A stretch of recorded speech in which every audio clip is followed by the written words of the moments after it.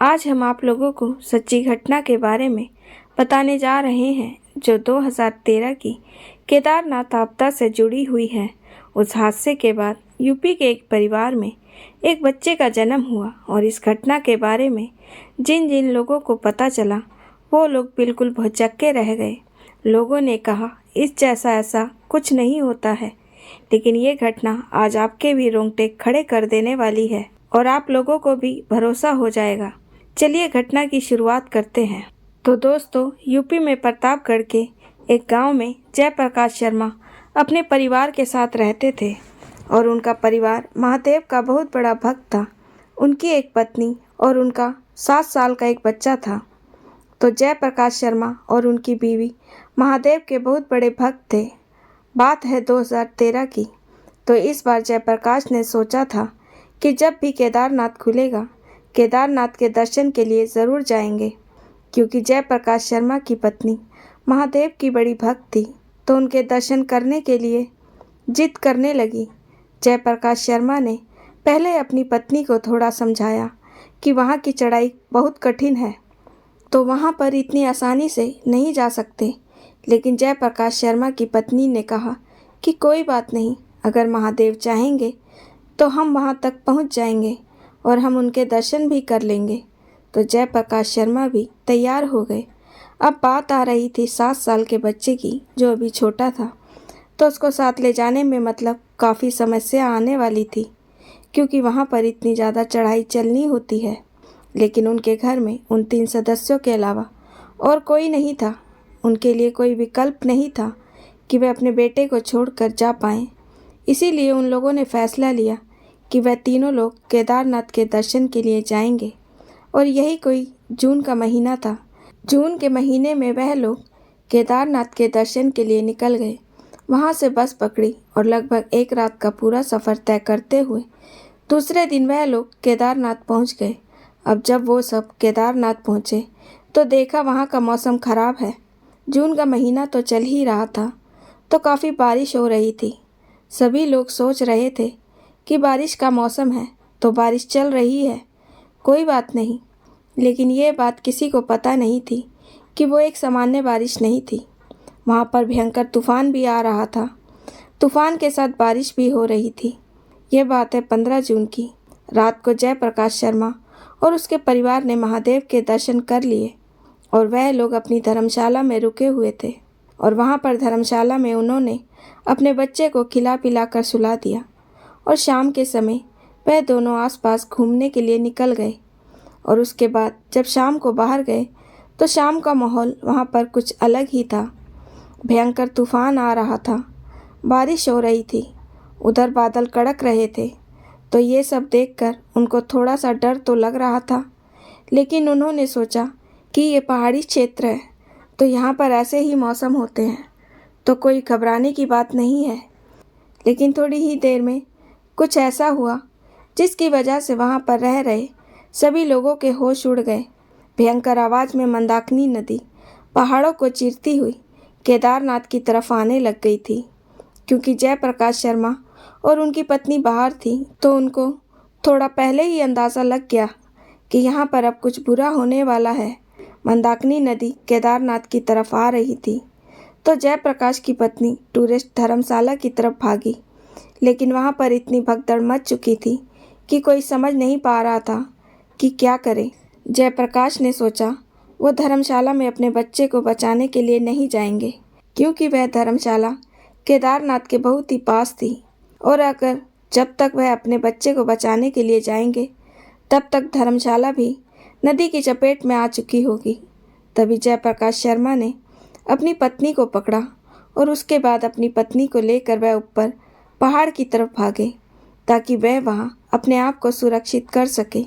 पहाड़ के ऊपर जाकर जयप्रकाश शर्मा और उनकी पत्नी सिर्फ नज़ारे ही देखते रह गए, हाथ पर हाथ धर के ही बैठे रह गए और वहाँ वह कुछ नहीं कर पाए।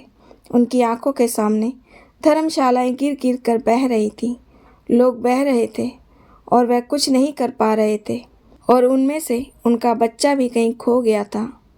उनकी पत्नी बहुत रोई, लगातार रोती रही, क्योंकि उनका बस एक ही बेटा था। वे लोग वहाँ पर बिना खाए पिए वहीं पहाड़ पर बैठे रहे और कुछ लोग और भी वहाँ पर थे। उनके पास ना तो कुछ खाने को था ना पीने को। जब 2-3 दिन बाद भारत सरकार की रेस्क्यू टीम वहाँ आई, तब वहाँ के सब लोग अपने अपने घरों को जा पाए। अपने घर जाने के बाद जयप्रकाश शर्मा की पत्नी जो है वह काफ़ी बीमार सी रहने लगी। वह सिर्फ बैठी रहती थी और हमेशा अपने बच्चे के बारे में सोचती रहती और धीरे धीरे बच्चे के बारे में सोचते हुए ना कुछ खाती थी ना कुछ पीती थी। जयप्रकाश शर्मा भी इस स्थिति से काफ़ी मुश्किल से निकल पाए थे, पर धीरे धीरे उन्होंने अपना काम करना शुरू कर दिया था। लेकिन उनकी पत्नी इस सदमे से बाहर नहीं निकल पा रही थी, क्योंकि कुछ भी सही नहीं हुआ। उनकी पत्नी की हालत दिन ब दिन खराब हो रही थी। वो ना तो ज़्यादा किसी से बात करती और ना ही ज़्यादा कुछ खाती। थोड़ा बहुत जो भी खा लेती। उनकी पत्नी वैसी की वैसी ही थी। लगभग 8-9 साल ऐसे ही बीत गए। एक बार जयप्रकाश शर्मा के गांव में एक साधु आए थे और वह साधु गांव में घूमते घूमते जयप्रकाश शर्मा के घर भी पहुंचे। उसके बाद जयप्रकाश शर्मा ने उनकी बहुत आवभगत की, उन्हें कुछ खाना पीना दिया, भिक्षा दी। साधु उनकी सेवा सत्कार से प्रसन्न हुए और बोले, तुम्हारी समस्या जहाँ से शुरू हुई थी वहीं पर जाने के बाद तुम्हें इस समस्या का समाधान ज़रूर मिलेगा, तो तुम्हें एक बार फिर से केदारनाथ जाना चाहिए। साधु की बात सुनकर जयप्रकाश शर्मा की आंखें खुली की खुली रह गईं। उन्होंने बोला कि ये सब आपको कैसे पता? हमारे साथ केदारनाथ में ऐसा कुछ हुआ था। तो साधु ने बोला कि मुझे सब पता है, तुम लोग महादेव के ऊपर भरोसा करो और फिर से एक बार केदारनाथ दर्शन के लिए जाओ।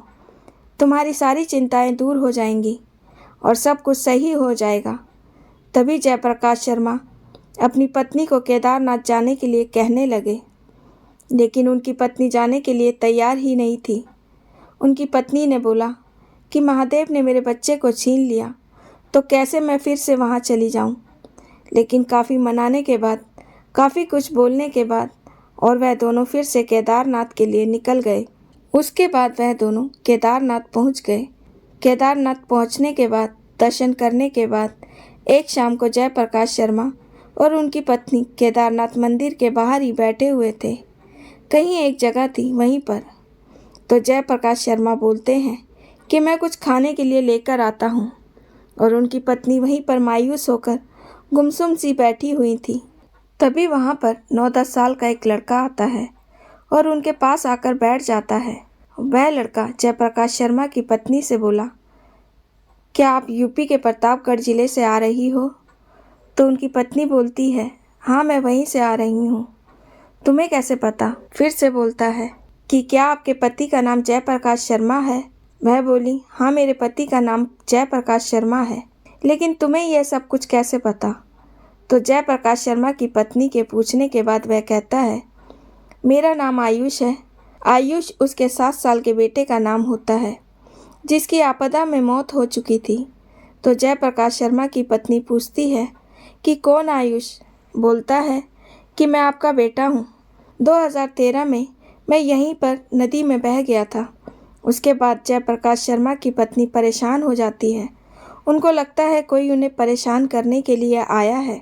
तो जयप्रकाश शर्मा की पत्नी जयप्रकाश शर्मा को बुलाती है और कहती है, देखो ना मुझसे कैसी फालतू की बातें कर रहा है, कुछ भी बोले जा रहा है। जयप्रकाश शर्मा बोले कि कौन हो बेटा, तुम क्या बोल रहे हो? लड़का बोला, 2013 में ही उत्तराखंड में मेरा जन्म हुआ था, और जब मैं 7 साल का हुआ तभी मेरे माता पिता की एक्सीडेंट में मौत हो गई थी, और तब से ही मैं 2013 में ही उत्तराखंड में मेरा जन्म हुआ था, और जब मैं 7 साल का हुआ तभी मेरे माता पिता की एक्सीडेंट में मौत हो गई थी, और तब से ही मैं केदारनाथ के पास ही एक साधु बाबा के पास रहता हूँ और उनके साथ ही रहता हूँ। तब उन लोगों ने उस लड़के से काफ़ी देर बात की और उस लड़के ने बिल्कुल वही चीज़ बताई जो आयुष करता था, जहाँ आयुष रहता था। आयुष क्या करता था, ये सब सुनकर जयप्रकाश शर्मा सोच में पड़ गए। ये कैसे संभव हो सकता है कि क्या मेरा बेटा फिर से जन्म लेकर यहाँ पर मुझे मिल चुका है? उसके बाद वह तीनों उन साधु बाबा के पास जाते हैं जिनके पास वो लड़का रह रहा है। तब भी जयप्रकाश शर्मा उन साधु बाबा से पूछते हैं कि ये सब क्या है बाबा। तो वह साधु बाबा बोलते हैं कि महादेव ने आपके बेटे को छीना था, क्योंकि आप महादेव के बहुत बड़े भक्त थे, महादेव की पूजा करते थे, तो इसीलिए उन्होंने आपके बेटे को फिर से लौटा दिया है। ये आपका ही बेटा है और इसका पुनर्जन्म हुआ है।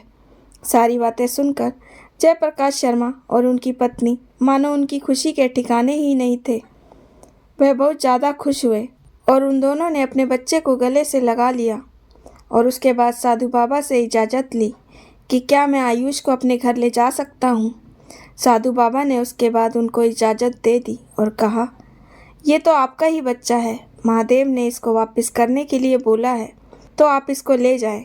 उसके बाद जयप्रकाश शर्मा और उनकी पत्नी आयुष को लेकर अपने घर वापस आ जाते हैं और उसके बाद जयप्रकाश शर्मा की पत्नी भी दिन ब दिन बेहतर होती चली जाती हैं और पहले की जैसी ठीक हो जाती हैं।